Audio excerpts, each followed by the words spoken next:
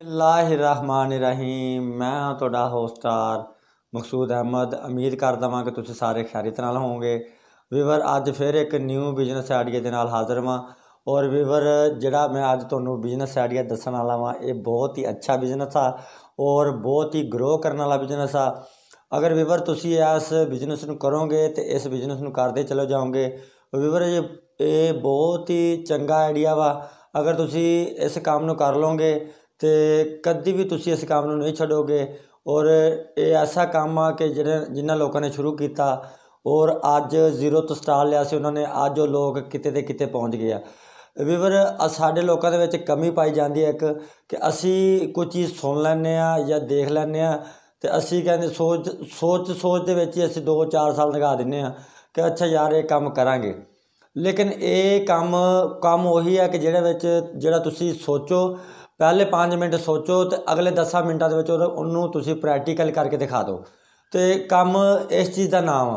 तो अगर तुसी कोई काम सोच लिया वा तो सोचन विच ही तुसी उहदा वक्त ही बहुत ज़्यादा 2-4 साल टपाते तो मेरे ख्याल विच इस काम का और एवें दे काम का कोई फायदा नहीं। तो वीवर तुहानूं जिहड़ा मैं अज बिजनेस दस्सण वाला वां ये देखण दे विच तुसीं कहोगे कि ये कोई बिजनेस आ, ये पता नहीं इहदे विच की प्रॉफिट आ की नहीं हैगी। तो वीवर तुहानूं मैं अज एक गल होर भी दसना चाहांगा कि अगर तुसीं जब तक किसी भी काम में प्रैक्टिकल नहीं करते उन्नी देर तक तुहानूं उहदी गहराई का और उस काम की नवीयत का नहीं पता लग सकता। तो वीवर जिहड़ा तुहानूं बिजनेस दस्सण वाला हुण तुसीं सोच रहे होवोगे कि भाई साहब सानूं जल्दी जी दस दो कि किहड़ा बिजनेस है कि असीं किवें कर सकते हैं। कि वीवर ये बिजनेस हैगा लंडे के हवाले नाल।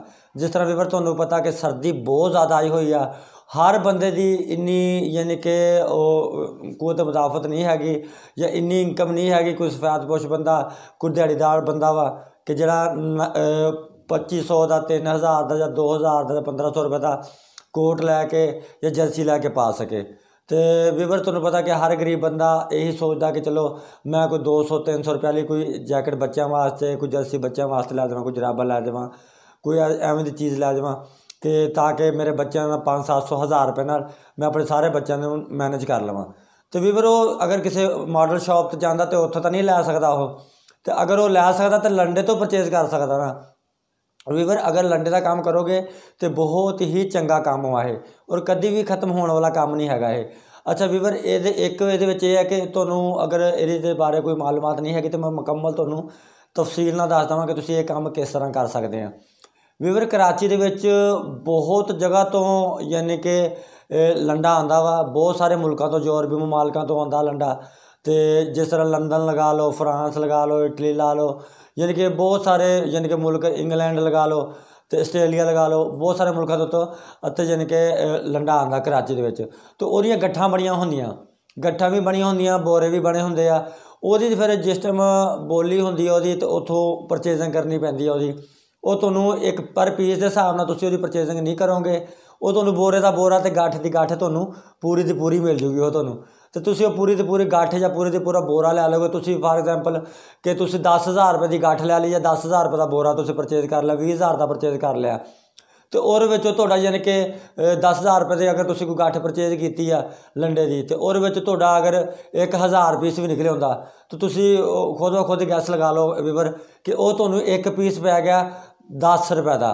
हुण 10 रुपये का तुहानूं पीस पै गया, हुण तुहानूं एक अगर 1000 पीस निकलता वा तो और 100 पीस डैड ला लो जो कारामद नहीं हैगा या तुहाडा नहीं सेल होया और नहीं विकिया हो तो फिर भी तुहानूं यानी कि 900 पीस तुहाडा बच गया। यानी कि एक पीस तुहानूं मैक्सीमम तुहानूं पै गया वीवर 12 रुपये का।